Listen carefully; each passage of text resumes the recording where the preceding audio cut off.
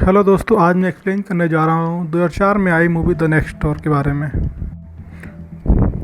Film के start में एक लड़का दिखाया जाता है जिसका नाम होता है मैथ्यू। वो एक इंटेलिजेंट स्टूडेंट होता है जो कि एक पॉलिटिशियन बनना चाहता है।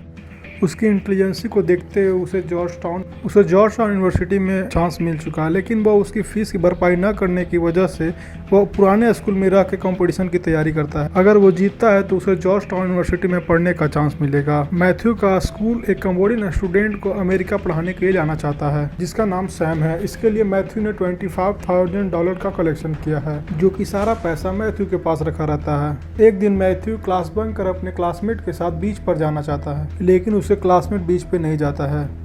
इला और प्रिंस उसे रोकते हैं, फिर भी उसकी बात को ना मानकर अकेला चला जाता है। लेकिन उसे लगता है कुछ बुरा ना हो जाए, इसलिए वो अपने घर को चला जाता है। उसी दिन वो अपने घर के बाहर एक अननोन लड़की को देखती है जो कि उसके पड़ोस में रहने के लिए आई हुई थी। इसके बाद वो इला से उस लड़की के बारे में बात ही करता है। तभी मैथ्यू देखता है कि वो लड़की विंडो के सामने अपने कपड़े चेंज कर रही है। इसके बाद वो लड़की उसको देख लेती है, जिसके बाद मैथ्यू वहीं पे छिप जाता है। यह देख के लड़की मैथ्यू के घर को आती है, जिसे देखकर मैथ्यू डर जाता है। उसको लगता है कि अब पेरेंट्स से उसकी डांट पड़ने वाली है और लड़की उसके पेरेंट्स से शिकायत करने वाली है। तभी मैथ्यू के पेरेंट्स उसे बुलाते हैं और उस लड़की को, जिसका नाम डैनियल है, उसे मिलवाते हैं और उसे आसपास की जगह को दिखाने के लिए कहते हैं, क्योंकि वो यहाँ पे नहीं है। यह देखकर मैथ्यू काफी सरप्राइज हो जाता है। इसके बाद मैथ्यू उसे बाहर लेकर जाता है और डैनियल से सॉरी बोलता है। अब डैनियल उससे बदला लेना चाहती है, क्योंकि डैनियल ने भी उसे विदाउट क्लॉथ देखा था और वो उसके कपड़े उतार कर रोड पे दौड़वाती है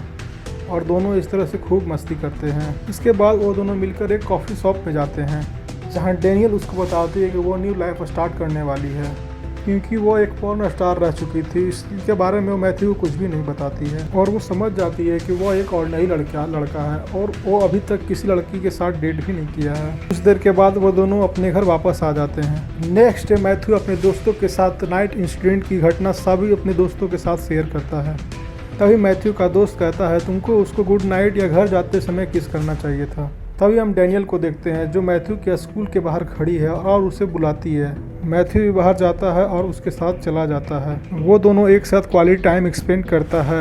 अब मैथ्यू भी डैनियल के साथ काफ़ी खुश नजर आने लगता है। एक दिन वो दोनों एला और प्रिंस के घर जाते हैं, जहाँ डैनियल के देखकर वो दोनों काफ़ी हैरान हो जाते हैं, क्योंकि वो बहुत ही ज़्यादा खूबसूरत थी। इसके बाद वो सब मिलकर एक स्टूडेंट के घर पार्टी में जाते हैं। पार्टी में डैनियल को मैथ्यू के साथ देख सभी लोग जल रहे थे, क्योंकि वो काफ़ी खूबसूरत दिख रही थी। तभी एक स्टूडेंट वहाँ पे आता है और डैनियल के साथ फ्लर्ट करने लगता है और वह डैनियल को पटाने की कोशिश करता है। यह देख मैथ्यू डैनियल को किस करने लगता है और यहाँ पर उन दोनों की दोस्ती प्यार में बदल जाती है। एक दिन इलाई मैथ्यू को डैनियल की पॉर्न वीडियो दिखाता है। यहाँ पर दोस्तों मैथ्यू को पता चल जाता है कि डैनियल एक पॉर्न स्टार है। तब उसका दोस्त मैथ्यू को उसके साथ मजे करने के लिए बोलता है, जो कि मैथ्यू को अच्छा नहीं लगता, क्योंकि मैथ्यू डैनियल से प्यार करने लगा था, वो भी सीरियस वाला रोमांटिक वाला प्यार। तब इलाई उसे बहुत ज़्यादा फोर्स करता है, जिसके बाद मैथ्यू उसकी बातों से एग्री हो जाता है। और उसी रात को हम देखते हैं कि मैथ्यू डैनियल को लेकर के एक होटल को जाता है। अब डैनियल को भी सब कुछ समझ आ चुका था।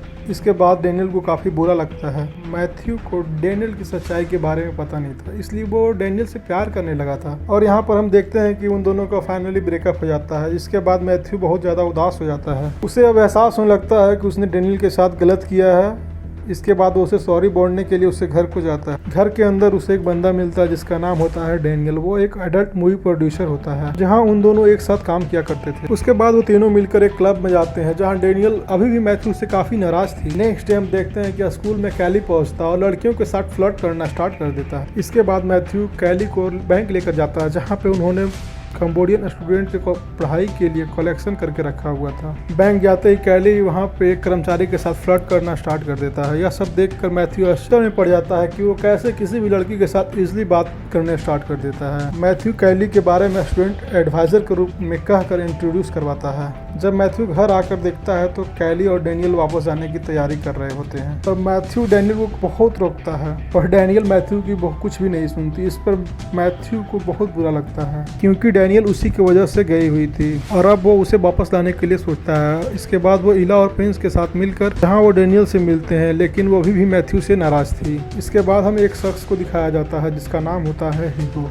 जो कि कैली का राइवल था, जो कि डैनियल को काफ़ी सुपरस्टार बनाना चाहता था। लेकिन कैली ऐसा नहीं होने देता। इसके बाद कैली मैथ्यू को धमकाता है और उसे वापस घर जाने के लिए बोलता है, क्योंकि डैनियल अगर वापस आती है तो उसका नुकसान होगा। मैथ्यू वहाँ से डायरेक्ट डैनियल के पास आता है और उसे रियलाइज कराता है कि तुम कौन हो, और उस डैनियल के द्वारा बनाए हुए पेंट को वापस लौटा देता है। जो कि फर्स्ट टाइम जब डैनियल और मैथ्यू कॉफी शॉप जाता है, वहाँ पे डैनियल पेंटिंग बनाती है और वापस चला जाता है। नेक्स्ट टाइम देखते हैं कि डैनियल मैथ्यू के पास वापस आ जाती है और आज डैनियल उसको स्कूल तक ड्रॉप भी करती है। आज मैथ्यू का स्कूल कंपटीशन भी है, जिसे जीत कर मैथ्यू को जॉर्ज टाउन यूनिवर्सिटी ज्वाइन कर सके। तभी वहाँ पर कैली आता है और मैथ्यू को अपने साथ बाहर लेकर के जाता है। डैनियल काम छोड़ देती है, जिसके वजह से कैली का $30,000 का नुकसान हो जाता है, जिसके बाद वो पैसा मैथ्यू से मांगता है। उसके बाद वो मैथ्यू की काफ़ी पिटाई करता है। पिटाई करने के बाद उसको एक दवा देता है और वो कहता है कि तुम्हें किसी के घर से एक अवार्ड चोरी करना है, और वो कहता है कि अगर तुम ये काम करोगे तो मैं डैनियल को यहीं पे छोड़ जाऊंगा। तब मैथ्यू डैनियल के लिए वो सब करने के लिए तैयार हो जाता है। तब कैली मैथ्यू को हैगो के घर ले जाता है और बाहर खड़ा रहकर वो कहता है अंदर घर में कोई भी नहीं है, और वो बाहर को पुलिस को कॉल करता है और कहता है कि तभी उसे हैगो चोरी करते हुए देख लेता है। वो वहाँ घर से भागता है, तभी कैली उसको छोड़कर वहाँ से चला जाता है। वो भी उसके पीछे भागता है, तभी मैथ्यू का दोस्त उसको लेने के लिए वहाँ पहुँच जाता है। इस तरह से मैथ्यू वहाँ पे बच जाता है। कैली ने जो दवा मैथ्यू को दी थी, उसका असर धीरे धीरे मैथ्यू को होने लगता है, क्योंकि वो एक ड्रग्स था। इसके बाद उसे डैनियल मिलती है और वो डैनियल को ले करके साथ में चला जाता है। वो सीधा स्कूल जाता है, क्योंकि उसके स्कूल में कंपटीशन के लिए स्पीच देनी है, जो उसके करियर के लिए काफ़ी इंपॉर्टेंट है। ड्रग्स की वजह से मैथ्यू काफ़ी अजीब गरीब हरकतों करता है, लेकिन फिर भी वो काफ़ी अच्छा और खूबसूरत स्पीच देता है, जो कि डैनियल को काफ़ी अच्छी लगती है। लेकिन वो कंपटीशन हार जाता है और उसके सारे सपने टूट जाते हैं। नेक्स्ट डे वो बैंक जाता है, क्योंकि वो कॉमेडियन स्टूडेंट आने वाला है, और वो पैसे निकालने लगता है, जहां उसे पता चलता है कि उसके साथ चीट हुआ है। क्योंकि जब मैथ्यू कैली को बैंक लेकर के आया था, तो वो उसे स्टूडेंट एडवाइज़र कहकर उसे संबोधित करता है। इसी का फ़ायदा उठाकर कैली बैंक से सारे पैसे निकाल कर चला जाता है। इसके बाद मैथ्यू काफ़ी प्रॉब्लम में फंस जाता है। उसके बाद वो डैनियल के पास वापस आता है, डैनियल को सब कुछ बताता है। इसके बाद डैनियल को एक आइडिया आता है। वह कहती है कि यूको के साथ मिलकर वह पॉर नाइट मूवी बनाएगी, जिसमें वो मैथ्यू, इला और प्रिंस को भी साथ लेती है, जिसके लिए डैनियल अपने फ्रेंड्स को भी बुलाती है। और नेक्स्ट डे हम मैथ्यू डैनियल यूको के पास पहुंचते हैं और मैथ्यू उसका अवार्ड सबसे पहले वापस करता है, और ह्यूगो भी उसका प्लान सुन काफ़ी खुश होकर रेडी हो जाता है। और आज पॉर्न नाइट का दिन है। मैथ्यू के साथ डैनियल, ईसा, इला और प्रिंस, और मूवी के लिए और सारे कैरेक्टर्स की आवश्यकता होती है, जिसके लिए मैथ्यू अपने क्लासमेट्स को बोलता है, जिसके बाद दोस्त हाँ कह देता है। एला एज ए डायरेक्टर काम करता है और बाकी सारे लोग कैरेक्टर के रोल में काम करते हैं। उसके बाद उसकी मूवी शूट हो जाती है। उसके बाद हम लोगों को दिखाया जाता है डैनियल और मैथ्यू को एक दूसरे के साथ इंटीमेट होते हुए दिखाया जाता है। मैथ्यू जब डैनियल के घर से लौट रहा था, तभी उसको एला का कॉल आता है, जो कि बताता है कि उसकी फिल्म चोरी हो गई है। इससे मैथ्यू परेशान होकर घर आता है। घर में वो देखता है कैली और स्कूल प्रिंसिपल पेरेंट्स के साथ होते हैं, जो कि कैली ने मूवी को चुराई है, और वो मैथ्यू के साथ सौदा करता है, क्योंकि मूवी का प्रॉफिट उसे चाहिए। इसके बाद मैथ्यू मना कर देता है। तब कैली वो मूवी को प्रिंसिपल के सामने चालू कर देता है। कैली को ऐसा लग रहा था कि मूवी में पॉर्न स्टार है, तो डेफिनेटली मूवी एडल्ट होगी। कि मूवी जो बनाई गई थी सेक्स एजुकेशन पे बनाई गई थी, जो कि टीनेजर को देखने के लिए बनी थी। मूवी को देखने के बाद पेरेंट्स और प्रिंसिपल काफ़ी खुश होते हैं। इसके बाद मैथ्यू चुपचाप चला जाता है। अब मैथ्यू को कोई भी स्कॉलरशिप की आवश्यकता नहीं थी। ह्यूगो और मैथ्यू मूवी से बहुत ज़्यादा पैसा अर्न करते हैं। इसके बाद मैथ्यू कॉमेडियन स्टूडेंट को ही बुलाता है। इसके बाद मैथ्यू को जॉर्ज टाउन यूनिवर्सिटी में एडमिशन मिल जाता है, और एला और प्रिंस काफ़ी अच्छा पैसा कमाते हैं वो सबसे। इसके बाद सभी हंसी खुशी रहने लगते हैं।